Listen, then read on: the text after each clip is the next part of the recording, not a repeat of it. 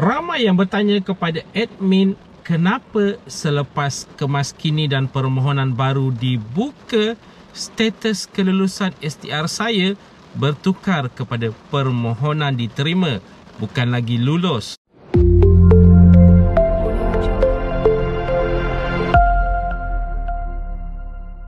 Assalamualaikum, salam sejahtera. Jumpa lagi di channel Herwan AB. Okay guys, kepada mereka yang belum lagi subscribe ke channel ini, jangan lupa tekan pada butang subscribe, tekan juga pada butang loceng. Thank you guys. Mungkin ramai dah sedia maklum bahawa kemas kini dan permohonan baru telah pun mulai dibuka bermula daripada 1 hari bulan Mac 2023 dan bakal ditutup pada 31 hari bulan Mac 2023. Rentetan daripada itu semakan menunjukkan status kelulusan bukan lagi lulus seperti pembayaran fasa pertama sebelum ini, tetapi telah pun diubah kepada permohonan diterima. Ramai yang menjadi risau, ramai yang keliru, ramai yang bertanya kenapa perkara sedemikian berlaku. Okay, seperkara yang harus diingatkan, pembayaran fasa pertama sebelum ini adalah mengikut kelulusan Bantuan Keluarga Malaysia 2022. Belum lagi kelulusan sebenar untuk STR 2023. Jadi pembayaran yang berikutnya nanti adalah mengikut kelulusan yang terbaru juga. Tetapi harus diingatkan untuk pembayaran fasa kedua nanti akan mengikut kelulusan pembayaran fasa pertama.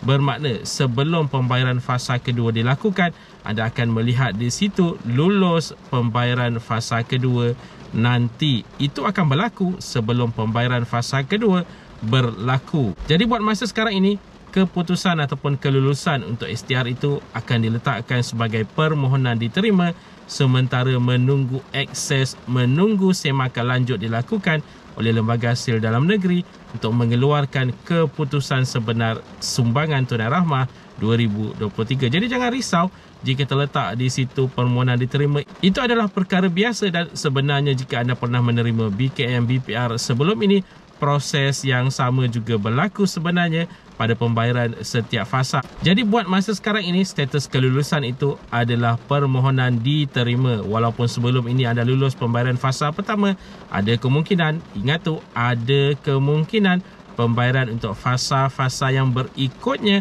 akan gagal jika semakan menunjukkan ada perubahan tertentu yang telah pun berlaku yang menyebabkan anda tidak lagi layak untuk pembayaran sumbangan tunai rahmah ini. Dan sebagai peringatan kepada mereka yang belum lagi mengemas kini, terutama sekali kepada mereka yang sudah 3 tahun tidak mengemas kini maklumat mereka sewaktu zaman BSH 2020, zaman BPR 2021 dan BKM 2022, anda dikehendaki mengemas kini maklumat anda. Walaupun tiada perubahan data, apa yang perlu dilakukan, semak saja dan tekan saja butang kemas kini tersebut.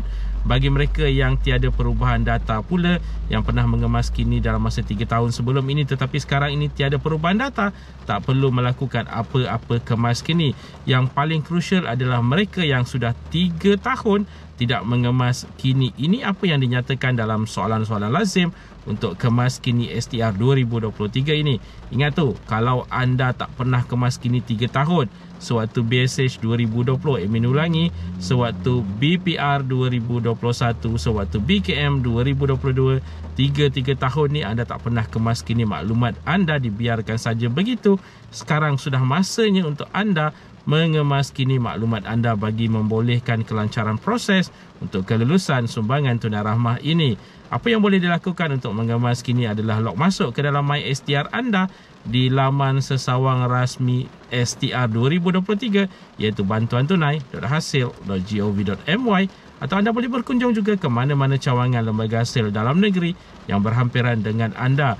Begitu juga dengan permohonan baru. Untuk permohonan baru boleh dilakukan di platform rasmi BTR bantuantunai.hasil.gov.my atau berkunjung ke mana-mana cawangan Lembaga Hasil Dalam Negeri untuk menghantar secara manual. Penghantaran secara manual hanya dibuka bermula daripada 8 hari bulan Mac 2023 dan bakal ditutup sama seperti penghantaran secara online iaitu pada 31 hari bulan Mac 2023.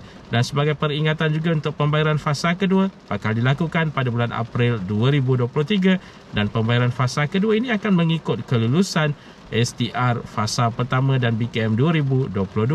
Amount yang bakal dibayar untuk pembayaran fasa kedua adalah 200 untuk kategori isi rumah, tak kira isi rumah berapa pendapatan dan berapa anak. Dan untuk kategori bujang, tak kira bujang warga mas ataupun bujang 21 ke 59 tahun, untuk pembayaran fasa kedua adalah RM100. Sebarang rujukan rasmi boleh dilakukan di platform rasmi STR 2023. Sekali lagi di bantuantunai.hasil.gov.my. Okay guys, itu tadi sedikit sebanyak perkongsian di dalam video pada kali ini. Jika anda ada sebarang komen, sebarang pertanyaan, anda boleh tinggalkan di ruangan komen di bawah. Dan kepada mereka yang belum lagi subscribe ke channel ini, jangan lupa tekan pada butang subscribe, tekan juga pada butang loceng. InsyaAllah kita berjumpa lagi di video yang akan datang. Stay safe, stay healthy. Assalamualaikum.